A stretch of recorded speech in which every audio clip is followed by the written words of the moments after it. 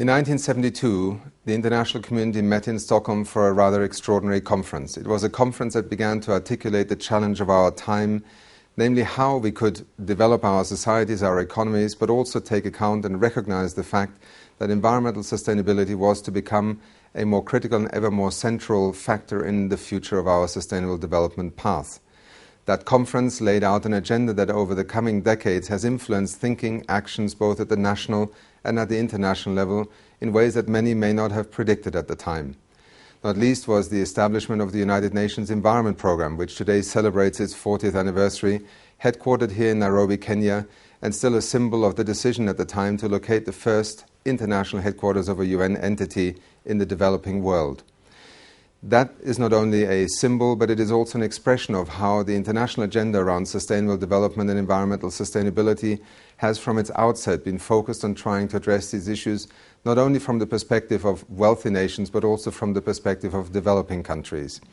The challenge of economic development, of the development of our global economy in the context of a planet that is increasingly under stress was not only articulated in 1972, but also led to many subsequent, both legal and institutional and programmatic decisions that have influenced the course of sustainable development. Since 1972, we have established an ever-growing body of international environmental law, of national institutions for the environment, but also an understanding that environment must not be understood in isolation from the social and economic dimensions of sustainable development. Indeed, the forum that the government of Sweden will convene this year, Stockholm+40, speaks to some of the decisions that have since then emerged and are driving this discussion. Sustainable innovation, sustainable production, sustainable living. Try to capture the challenges, but increasingly also the opportunities for a world of 7 billion people that must address the question of how on earth will we live together with soon 9 billion people and be able to maintain the ecological and also economic systems on our planet. It also echoes to the theme of Rio+20, the summit that is being convened by the government of Brazil later this year. Its focus on the green economy in the context of sustainable development and poverty eradication, but also the question of the institutional framework for sustainable development, echo the reality that we have not found all the answers yet on how to move forward. Or perhaps we have the answers because we have posed the right questions, but we have not continued to evolve that system of sustainable development policy making, of the institutional frameworks, both at the global, at the regional, at the national level. It is my hope that when we convene in Stockholm 40 years after this very historic conference, we will have an opportunity to both reflect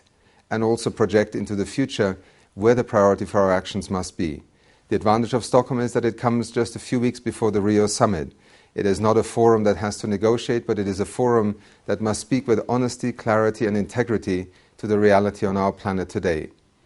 We as the United Nations Environment Programme are very pleased to be partnering with the government of Sweden in trying to make this a meeting in which we can further sharpen and strengthen the focus for the Rio+20 summit.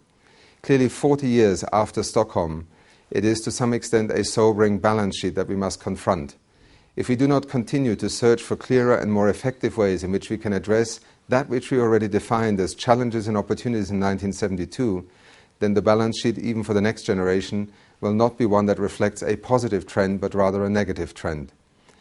I hope that in the discussions that will take place in Stockholm this year, we will also see the stronger role of civil society and of the business community that have become such central players in the sustainable development discourse globally. Not only are they often drivers of innovation and creativity and also social movements, but they are also the providers of answers, of opportunities.